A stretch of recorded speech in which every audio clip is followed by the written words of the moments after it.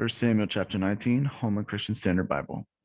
Saul ordered his son Jonathan and all his servants to kill David. But Saul's son Jonathan liked David very much, so he told him, "My father Saul intends to kill you. Be on your guard in the morning and hide in the secret place and stay there. I'll go out and stand beside my father in the field where you are and talk to him about you. When I see what he says, I'll tell you." Jonathan spoke well of David to his father Saul. He said to him, "The king should not sin against his servant David. He hasn't sinned against you. In fact, his actions have been a great advantage to you. He took his life in his hands when he struck down the Philistine, and the Lord brought about a great victory for all Israel. You saw it and rejoiced. So why would you sin against innocent blood by killing David for no reason?" Saul listened to Jonathan's advice and swore an oath, "As surely as the Lord lives, David will not be killed." So Jonathan summoned David and told him all these things, all these words. Then Jonathan brought David to Saul, and he served him as he did before. When war broke out again, David went out and fought against the Philistines. He defeated them with such a great force that they fled from him. Now an evil spirit sent from the Lord came on Saul as he was sitting in his palace holding a spear.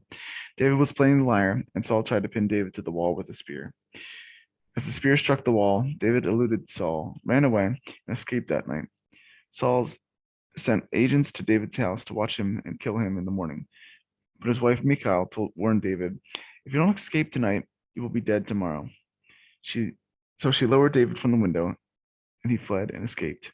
Then Michal took the household idol and put it in the bed, placed some goat hair on its head, and covered it with a garment. When Saul sent agents to seize David, Michal said, "He is sick."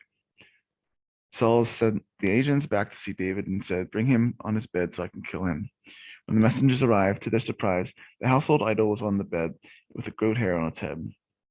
Saul asked Michal, "Why did you deceive me like this? You sent my enemy away, and he has escaped." She answered him, "He said to me, 'Let me go. Why should I kill you?'" So David fled and escaped and went to Samuel at Ramah and told him everything Saul had done to him. Then he left, and Samuel left and stayed at Naioth. When it was reported to Saul that David was at Naioth in Ramah, he sent agents to seize David. However, when they saw the group of prophets prophesying and with Samuel leading them, the Spirit of God came on Saul's agents, and they also started prophesying. When they reported to Saul, he sent other agents, and they also began prophesying. So Saul tried again and sent the third group of agents, and even they began prophesying. Then Saul himself went to Ramah. He came to a large cistern at Siku, looked around and said, "Where's our Samuel and David?"